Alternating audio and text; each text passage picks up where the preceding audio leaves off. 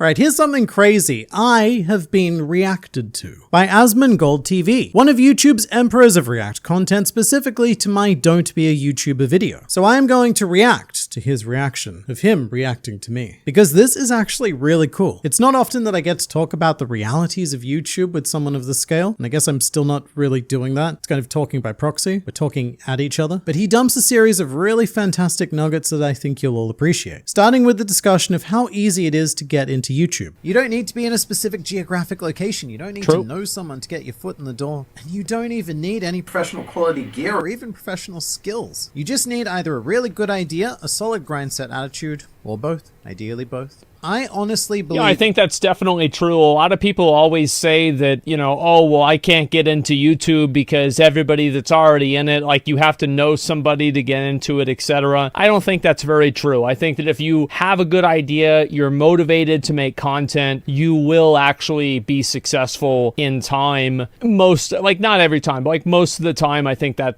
will happen. I would even take this a step further and say that sometimes you don't even need a good idea. In this day and age, what you really need to do is fulfill a need. It's very risky to create videos that you may think are good ideas without considering what need they fulfill within people. For example, Grand Line Review videos fulfill the need of consistent injections of that sweet, sweet drug that is One Piece whilst we wait for new chapters. Or indeed with Mr. Gold's channel. A lot of people do hold the opinion that reaction content is very low effort, lazy, and of no particular value. But even if all of those things were true, it still fulfills a need. Reaction videos are dominant on YouTube because it gives us the very basic human desire of experiencing content with another human. Yes, it's a very parasocial experience, but it accomplishes it nonetheless. And that's actually a big problem I have with this whole Dude in a Room channel, because I don't really think it fulfills an audience need. It's more like my dumping ground for thoughts that don't fit anywhere else, but look, that's fine. Now let's talk about reasons why people might want to become YouTubers. Kind of tips. Well, I think the reason why people want to be a YouTuber, you want to know the real truth, is that a lot of kids think that all it is just turning on a camera and recording yourself and then putting the video out there and now you're a millionaire. This is not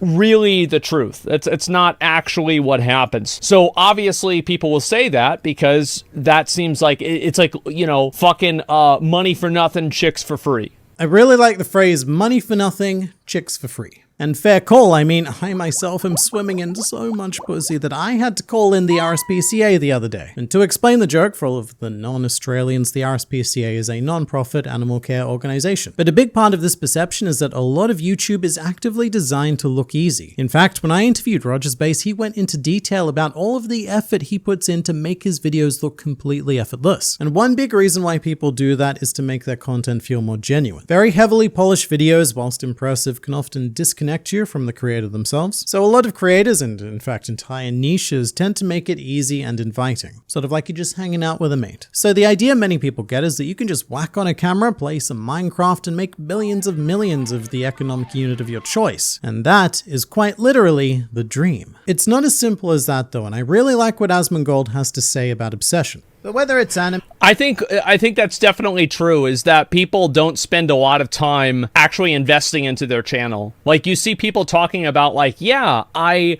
do YouTube, but it's not really doing very well for me. And they upload one video a week. It's not very well edited. And sometimes they miss weeks. They don't really do anything on Twitter. Like you're not really putting in effort here. You're not putting in work. You're just doing the bare minimum. And guess what? That's what you're getting out of it. Another funky nugget of wisdom there. If you put in the bare minimum, then that's what you should expect to get out of it. I mean, it's not true in every case. Sometimes my much lower effort content does significantly better than the higher production videos, but those are outliers. The general trend is that the more effort I put in, the greater the outcome. And what I found particularly interesting here is the short story of how Asmongold got started, explaining that his journey was a little bit easier than mine, and within 6 months, he was earning enough to go full time. But you have to keep in mind that whenever I was doing that, I had played WoW for like 10 years at that time. Yeah, something like, I don't know, it was like somewhere around there. And I played WoW for like a massive amount of time. I had like a crazy amount of game knowledge. So like whenever I started making these videos, like I'm gonna be honest, like I knew this shit better than anybody else and nobody was even remotely close. And you can go back to the original videos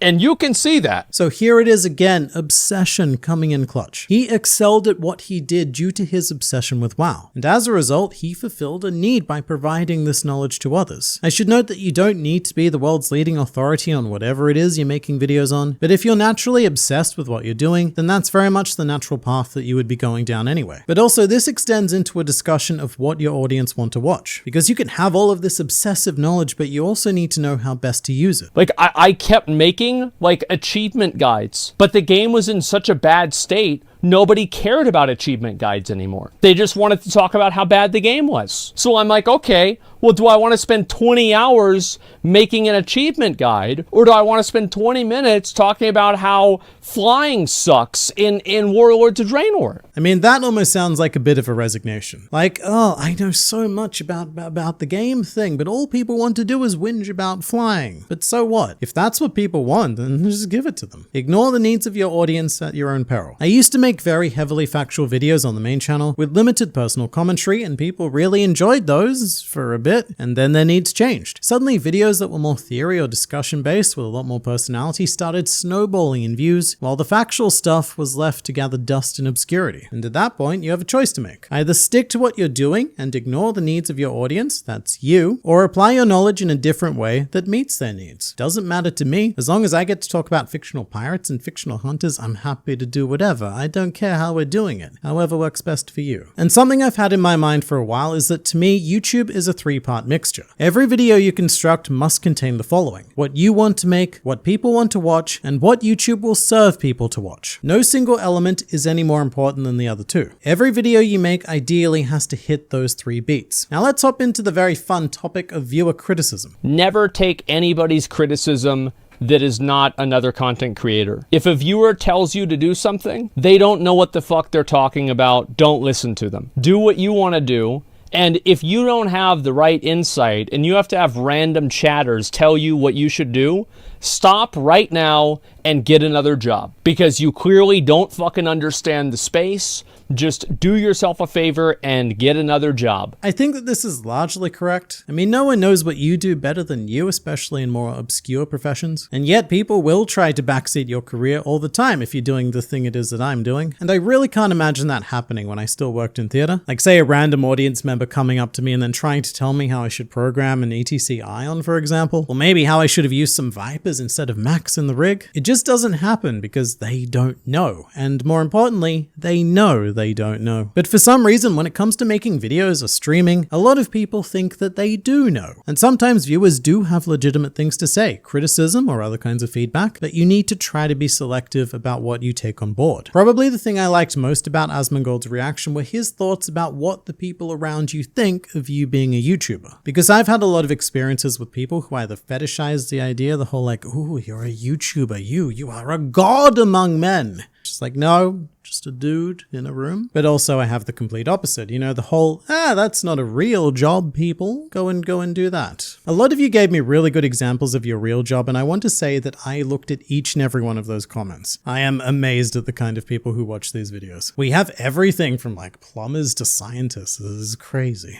I think that if you care what you're doing if other people approve of what you're doing as a job, you've already lost. You're a loser. The truth is that you don't need anybody else's approval to do what you want. This is very important distinction I've always thought, is that if you don't care, if you don't want to be this person, if this person isn't where you want to be, don't take their fucking advice. And that is one of my new personal favorite quotes. If this person isn't where you want to be, then don't take their advice. And I really wish that I'd been thinking along those lines in the beginning, because the idea of being a YouTuber was a massive insecurity for me for literally years. I didn't tell anyone. Not even a single soul, with the sole exception of my wife, knew what I was doing. And it stayed that way until the main channel had 100,000 subscribers. It was at that point, and only that point, that I thought I finally had something to show for it. Something that validates me when I tell people what I do. And I guess what I'm trying to say is, don't be like how I was. What other people think about what you do is largely irrelevant, especially if they themselves aren't in a position that you want to be in. Now,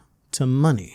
One of the most awkward things is that my dad will, anytime that he sees somebody, he will immediately go and tell them within probably 2 minutes of talking to them how much money I make. I have to say that's awkward as crap. Thankfully, no one in my life would ever do that, I hope. But it's really weird because most people would never ask anyone they don't know how much money they make if they had a normal job, because it's rude. Like, oh, you're a teacher, great. How much money do you make? You likely wouldn't ask that because they probably don't get much. Teachers, very underpaid. But when it comes to wacky novelty professions like being a YouTuber or a streamer, that barrier doesn't exist. And in my experience, money is one of, if not the very first topic that comes up when people initially discover what I do. To be fair, the first topic that actually comes up is usually how many of the subscribers you have. It's just weird though. Like for a recent example, my mother-in-law and my sister-in-law recently came to visit the country and we went out to dinner with some of their friends. And after the subscriber question was answered, I was immediately hit with, "Are you rich?" Because this woman in her 60s is now looking at me like I'm some sort of billionaire. And look, I get it. I do look a bit like Elon Musk. It's not by choice. But it's such a crazy question to answer without whipping out your tax return. Because basically, yeah, I do pretty well by general standards, but I am nowhere near rich. And that's a conversation I've had to have more times than I ever thought I would. But this has been really fascinating. I didn't react to the whole video, just the bits I found particularly insightful. And there's a link in the description if you want to watch the full reaction. But for now, thank you, and I'll let Mr. Gold have the last word. I think this is a pretty good video.